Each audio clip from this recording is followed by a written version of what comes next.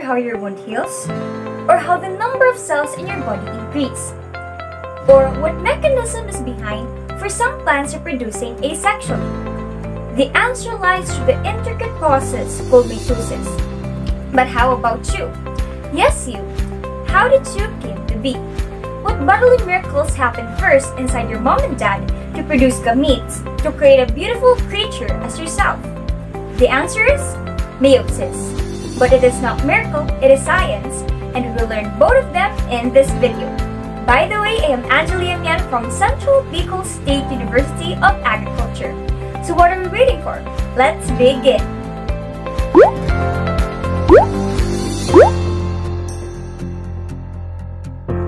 So for today, we will learn by firing up your sweet tooth through a fun and tasty edible mitosis and meiosis simulation. So what is mitosis and meiosis? It is a form of nuclear division or karyokinesis. So let us go first through mitosis.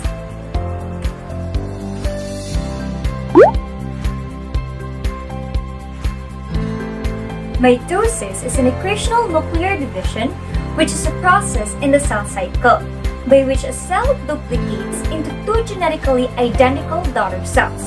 It will have two new nuclei, each having the same number of chromosomes as the original nucleus.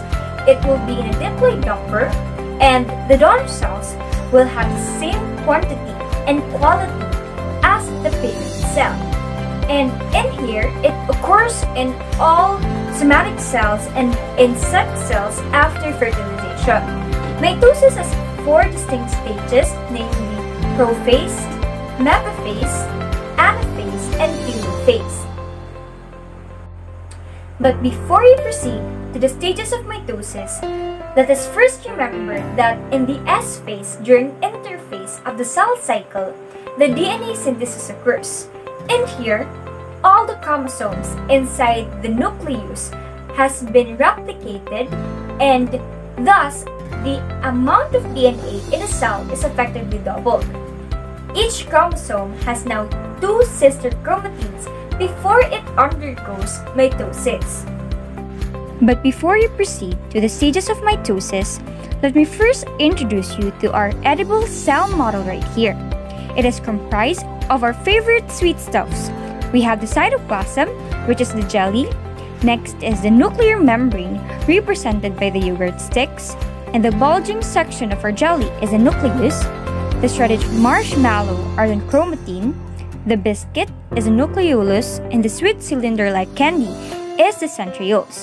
And now that we are familiar with our cell model that we will be using, let us now proceed to the first stage of mitosis, which is the prophase. Our edible cell model.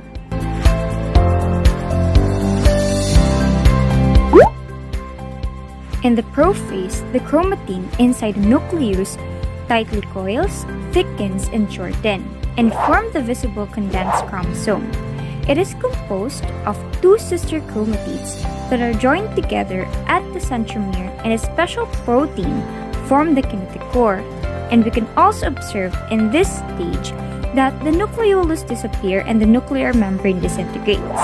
And we can also observe that in this stage, the centrosome, each with a pair of centrioles, begin to move at the opposite side of the cell. After that, the spindle will also form, and the spindle fiber will extend to the centromere, and some will also cross the cell and will form the mitotic spindle. This marks the end of prophase. In metaphase, the spindle fibers align the chromosome at the center of the cell. This is referred to as the metaphase plate. Also, in this stage, the centrioles already reach the opposite poles of the cell, and the spindles are fully formed. This stage will help to ensure that in the next phase, each new nucleus will receive one copy of each chromosomes. Let us now proceed to the third stage of mitosis, which is the anaphase. In anaphase, there is an enzyme that will break down the protein in the centromere, allowing the two sister chromatids to separate and proceed to the opposite side of the poles. And now that they are separating, it is now considered as individual chromosomes. And in this stage, there is also an elongation of the cell because of the non-kinetic core microtubules, which lengthens. The last phase of mitosis is telophase. In telophase, the chromosome will uncoil to chromatin, and because the chromosomes are now condensed into chromatin, the nucleolus will also reappear and the nuclear membrane will start to reform. After that, the spindle fibers will also disintegrate, leaving behind the centrioles. In this stage, we can also observe that there is a pinching in the cytoplasm called the cleavage furrow. This will mark the end of the telophase and the end of mitosis. And after mitosis, the final stage of the cell cycle will occur, which is the cytokinesis. It is the division of the cytoplasm wherein the cytoplasmic contents such as the organelles, the protein, and the cytoskeleton will be divided. Here, the cytoplasm will divide, creating two daughter cells, which is our first daughter cell here and the second daughter cell from the parent cell. And that will mark the end of cytokinesis.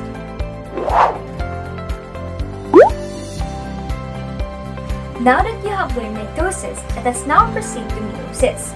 So what is meiosis? Meiosis is a process that contributes to genetic variety. It is a reduction division wherein it produces gametes or sex cells that is 1/2 the number of the chromosome of the parent cell. So why is it called the reduction division?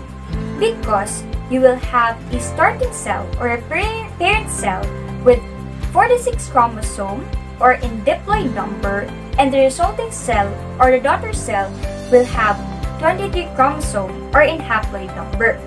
And at the end of the meiotic process, it will result to 4 genetically unique and different daughter cells. And in addition, this process is also a 2-part cell division which is divided into meiosis 1 and meiosis 2. Under meiosis 1 is prophase 1, metaphase 1, anaphase 1, and telophase 1. And under meiosis 2 is prophase 2, metaphase 2, anaphase 2, and telophase 2. But before we go to the stages of meiosis, let us first remember that in S phase of the interphase, the DNA already replicated. Let us now proceed to the substage of prophase 1, which is first the lactothene, or also called the thin-threaded stage. In this stage, a cell entering prophase 1 behaves similarly with the one entering mitosis, with the presence of centrioles and the spindle fiber starts to form. Now let us add the spindle fibers.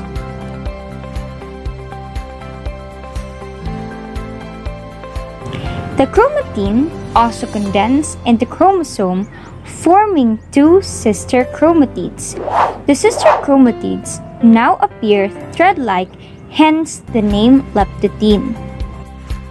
After leptothene, the next substage would be the zygotene, or the yolk-threaded stage.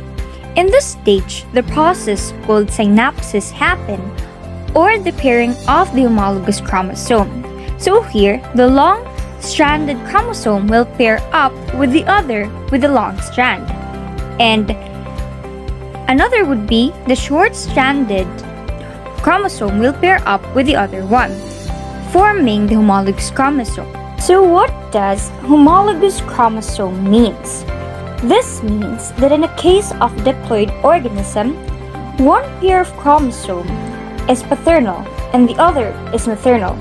And this chromosome are very much similar with one another because they have the same type of gene in the same locus, forming a tetrad.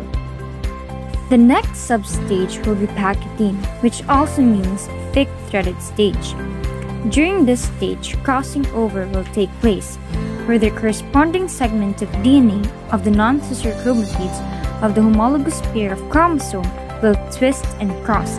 Here, this is our homologous chromosome, and these two right here, the non-sister chromatids, and this will twist and cross, forming the chiasmata or the site of crossing over. The same process will be done with the other homologous chromosome. After that, the region will exchange the DNA of its homologous chromosome and it requires them to break and connect to the other chromosome. So in here, we can see that the portion of the DNA will exchange with one another. This process of crossing over or a combination of genes will result in variation of characteristic to sexually reproducing organisms. The next substage would be diplotene or the double-threaded stage. It is the stage with the longest duration because in this stage, the nuclear membrane will disappear along with the nucleolus. So for now, let's remove the nuclear membrane and the nucleolus. So one by one, let's remove it. And after that, the homologous chromosome will start to separate, but it is still attached at the chiasmata. After that, the last substage will happen, which is the diakinesis, where the chromosome will be very condensed. The next phase in meiosis 1 is the metaphase 1.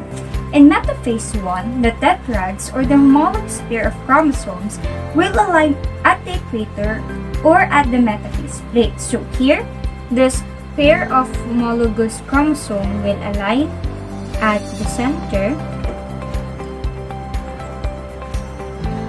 Same goes with this. So they are now aligned at this metaphase plate. And after lining up, it will proceed to the next stage, which is the anaphase 1. So in anaphase, the homologous chromosomes or tetrads will separate or pull apart. So here, the homologous chromosome will move to the opposite poles. Same goes with this. And after moving to the opposite poles, the cell will elongate. It will elongate like this one. And now we don't have a pair of chromosomes or tetrads. We have now a two chromatids or chromosomes. In telophase 1, the chromosome with two chromatids will uncoil, and the nucleolus will also reappear and the nuclear membrane will also reform. So let us add the biscuit as our nucleolus and the nuclear membrane represented by the yogurt sticks. After that, the spindle fiber will also disintegrate, leaving the centrioles just outside the nucleus. And the chromosome inside the nucleus are now haploid.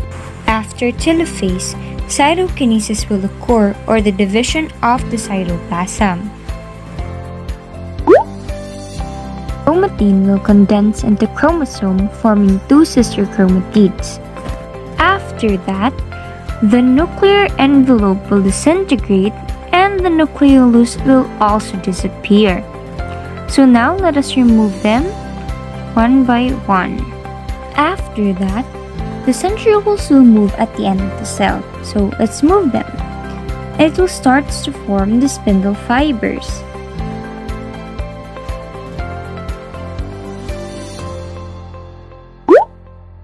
Chromosomes with two chromatids line up at the equator are also referred to as the metaphase plate. So these chromosomes with two chromatins will line up as well with this, and these two chromosomes also will line up.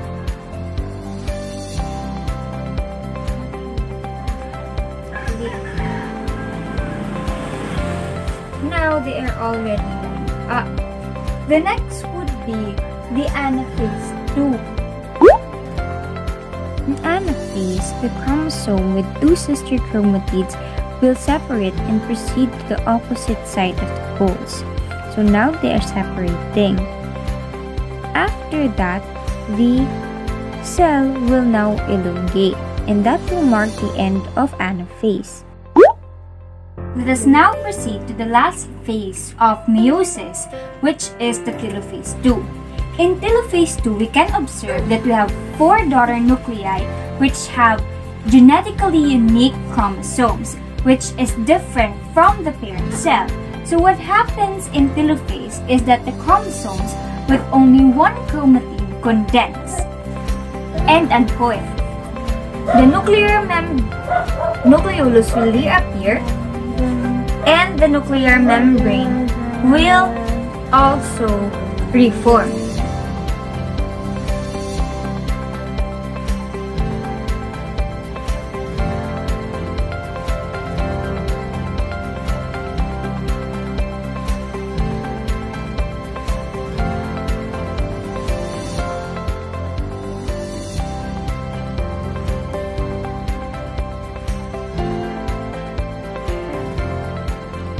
Now, the nuclear membrane have developed and surrounds the nucleus.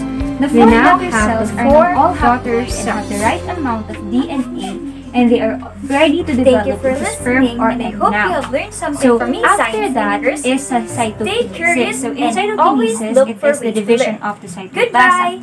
So this will be divided